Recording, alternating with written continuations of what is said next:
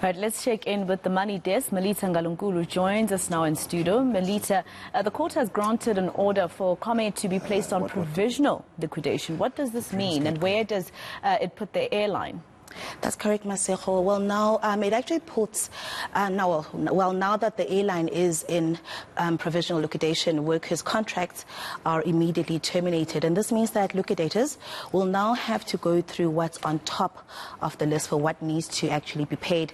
So the workers might only each get a set of amount, despite the number of years that they've actually worked for the airline. It's sad, though, Maseko, I must say that because it means that over 2,000 jobs have basically been lost because of the provisional liquidation.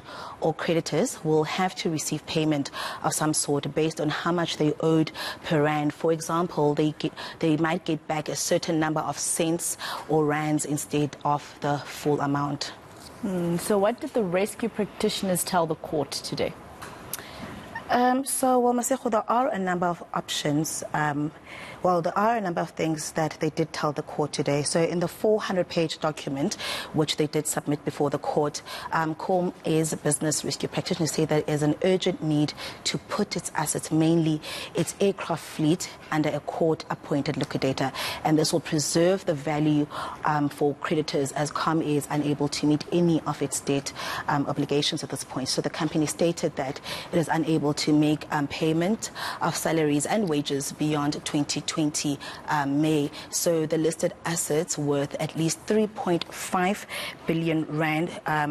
That's the number of assets which they listed. So they were at 3.5 billion rand. So all the affected parties have until the 26th of July to actually go before the court and state why the liquidation should not be made final. So the liquidation is only provisional, Maseko, at this point. And it is also noted that the last 6 months have been really financially difficult for them, especially because of the travel bans in December, combined with those steeply rising oil prices. So the 5-day safety-related suspensions of flights by the regulator in March as well also are said to have impacted the business. So and that actually just deterred any plans for it to actually stabilize the business.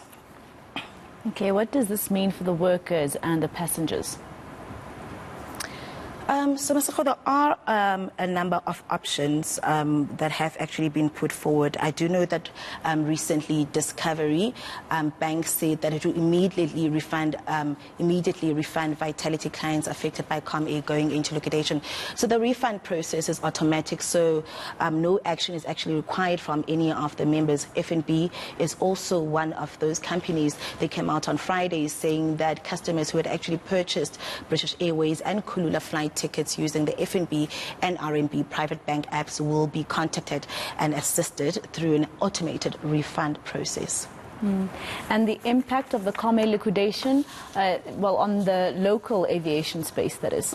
Yeah, so Comair basically accounts for about 40% of the airline's capacity. So its collapse is likely to lead to a shortage of supply and to also skyrocketing airline ticket prices. So this could also stall the recovery of related industries such as tourism and the broader economy at this point.